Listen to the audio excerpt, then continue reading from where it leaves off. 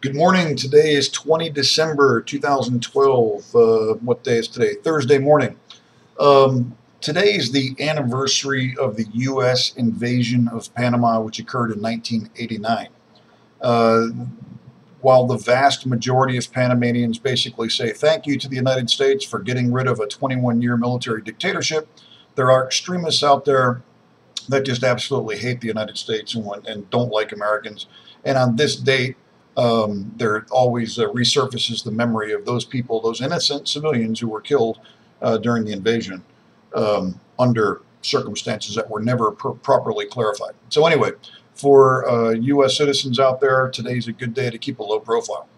With that having been said, today in La Prensa, they've got their teeth into the ham issue again.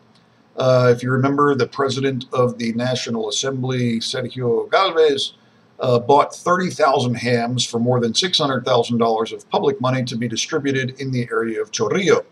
Well, the La Prensa is not letting go of that bone, so to speak, and they're continuing to bang away on it. It turns out that the population of Chorrillo is less than 30,000 people. So, where did all of the hams go if you can't give them away? If every man, woman, and child in Chorrillo got a ham, you've still got some left over. The money was spent from the community board of Chorrillo, so it's not supposed to be used outside of that. Pressure is mounting to do some kind of an investigation, and in this article today, they're saying there's a conflict of interest because the representative of the company who actually provided the hams was also on the board that approved the purchase. So there's a definite conflict of interest there in the purchase of the hams themselves, and La Prensa is continuing to bang away on that. Okay, popping over to the Panama America, here's an interesting point, and it's a good point. The president of the Bar Association basically is saying that with the appointment of Jose Ayu Prado, who is currently today the Attorney General in Panama, and he's being elevated to the Supreme Court. And this is an interesting point. There are a lot of cases he's going to have to, I believe the word is recluse himself. I mean, say that he can't participate in that case because he was the prosecutor that brought it forward. And then when it reaches the Supreme Court, where normally he would be involved in the case, he's going to have to step aside because he was involved at it at the lower level when he was the Attorney General. So that's an interesting case. All right, in the La Estrella, they have a long article here on the whole Financial Pacific circumstance. The Financial Pacific was basically a brokerage house that is either collapsed or it's in the process of collapsing. There were all kinds of financial crimes, poor management of money, fraud, and traffic of influence. So that whole Financial Pacific situation is something that's going to be, you're going to hear more about rather than less as time goes by, and as it's investigated, then more and more information is coming to light. In La Crítica, they're talking here about the invasion of Panama in 1989, and they have a recap from the person who was the first Attorney General after 21 years of military dictatorship, who's basically describing, he was in office for 3 years, the first 3 years of democracy after the removal of the military dictatorship in Manuel Noriega, and basically describing how the country was in chaos, and there was post-invasion, and there was really no way for them to adequately do an accounting of every person who died during the invasion and under what circumstances that person died. I mean, it was they were just trying to clean up and get the country back on its feet. But again, this day on the 20th of December every year, these issues resurface in Panama.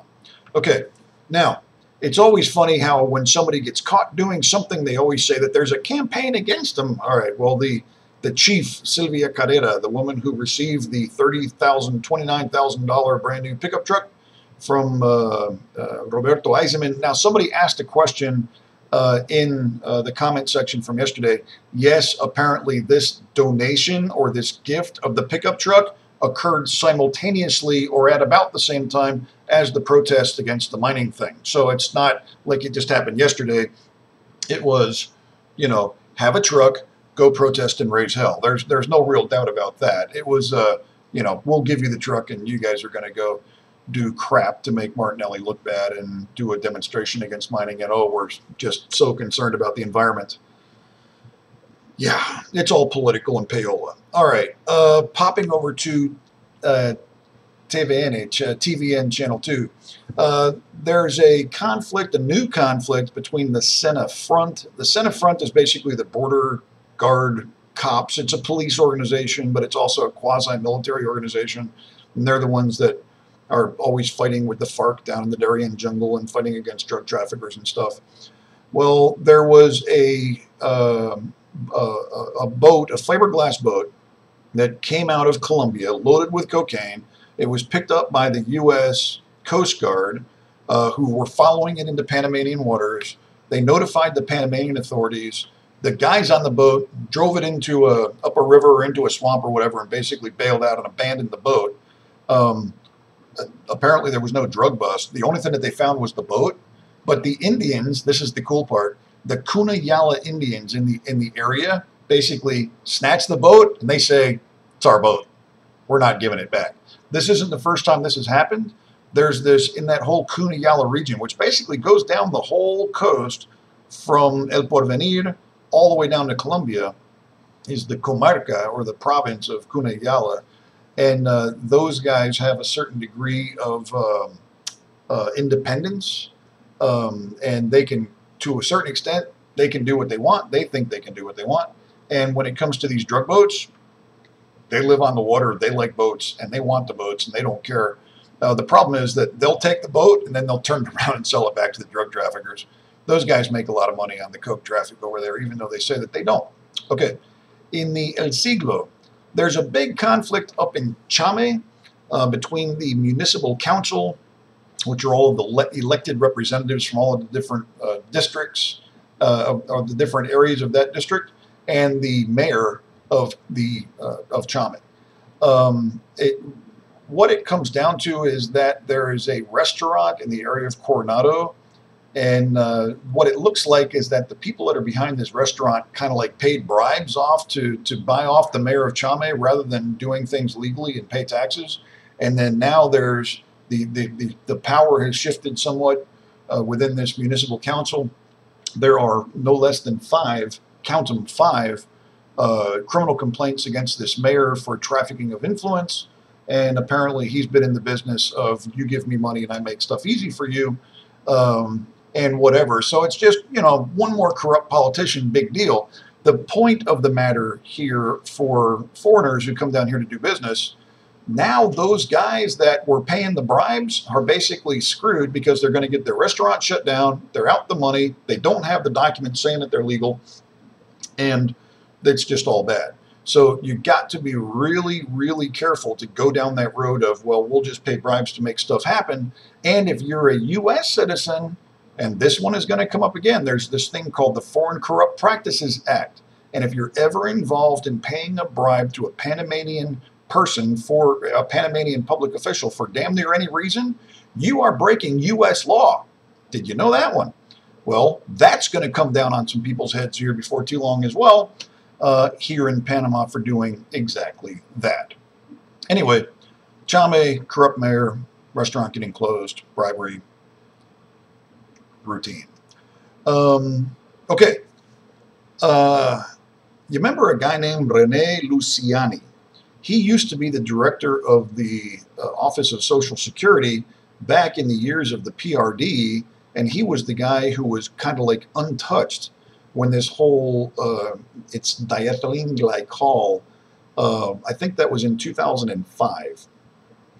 305 people died because there was some bad stuff that was brought in from China, and then it was bought by the Panamanians, and the Social Security Office bought this stuff, and it went from China through Spain, through a company in Panama, and then wound up in the laboratory of the Social Security Office, and they were making their own medicines. Well, nobody checked this stuff, and it was a chemical called diethylene glycol, which tastes sweet, and it was used in place of another chemical, glycerin, which also tastes sweet and that can be used in cough syrups and that you're supposed to be able to drink. Well, this stuff is basically like radiator fluid, and it burns right through your kidneys and it kills you. Well, guess what? Here we are, what, 2005, 2012, 7 years later, a court has put a restriction on Rene Luciani. He can't leave the country and he has to report into the court every 15 days. So it takes a while, but guess what? Here comes justice on that, because there was just all kinds of places where the ball was dropped on that, and 305 people died. Yeah. Okay, and then here's Benjamin Colomarco, who's talking. There's more to know about the history of the 20th of December. 20th of December. Okay, Benjamin Colomarco was the Minister of Public Works under the PRD administration of Martin Torrijos. He was also one of the leaders of the Dignity Battalion guys under the. He was a military guy. This was like, we're going to get AK-47s from Cuba. We're going to hand them out to poor people in the poorest people in downtown Panama City. And then when the military invasion comes, then we want all the civilians to run around and go shoot gringos. Yeah, now this guy is saying that there's reasons why people died. Yeah, him. Okay, this crap of like, we're going to hand out AK-47s to civilians, and then they're going to confront the U.S. military during an invasion. Dude, bad plan. Okay. Anyway, this is the kind of stuff that comes up every year at this time. All right, that's it. 20 December 2012. I'm done. I'm out. Have a great day. Bye.